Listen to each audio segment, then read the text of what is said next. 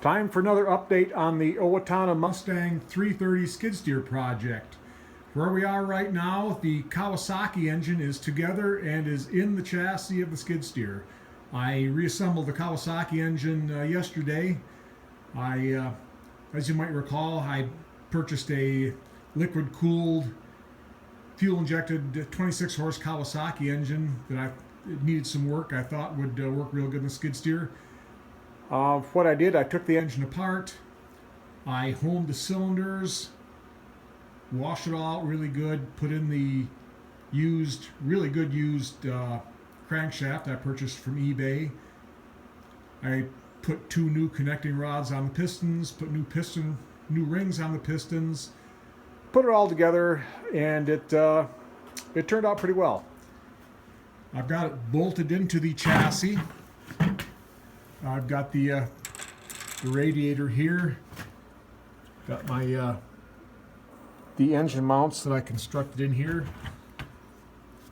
I've got new fuel line up to a new fuel filter. I've got my fuel pump mounted on the side here, and I've got the new line up to the fuel injection unit. Of course, with this being a fuel injected engine, I had to use the special line, high pressure line for fuel injection applications.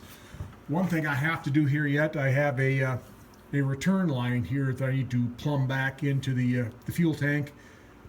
This machine has a fairly tall rubber fuel filler neck here that I think I can just plumb that into the neck with a piece of 1/4 inch steel tubing. I'm pretty sure I can fabricate something with that. So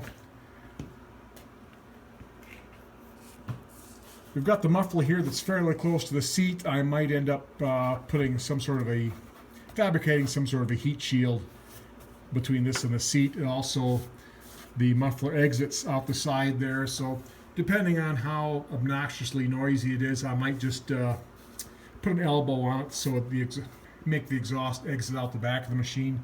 Otherwise, it fits real well in here. There's a lot more room around this than there was when the Wisconsin engine is in here. So I don't have too much left. I have to fabricate a hookup for the throttle cable here, which goes on that part of the engine. Other than that, I need to fabricate an entire wiring harness for the machine, which shouldn't be too bad. I've got the wiring harness for the engine, so I should be able to tell where all the wiring goes. I've got the ignition switch here that's is off this machine that I should be able to reuse. I picked up a couple of 40 amp relays off of eBay. I need a relay for the fuel pump and a main relay to power the ECU. So these should work out. Also with this machine, with this engine, when I wire it up, it is wired for 3 warning lights. A warning light for oil pressure, for coolant temperature, and another one for charging. So I picked up some, again off of eBay, some little LED lights that I will wire in. I'll probably wire them in, make a hole for them, put them in there next to the seat. Will be a good place for them, so they'll be out of the way. So I'll have the 3 warning lights wired in, so I'll be able to tell if my oil pressure gets low or the coolant gets too hot or it's not charging. So all in all, made pretty good progress. The Kawasaki engine fits really well in the chassis. It should be pretty easy to service.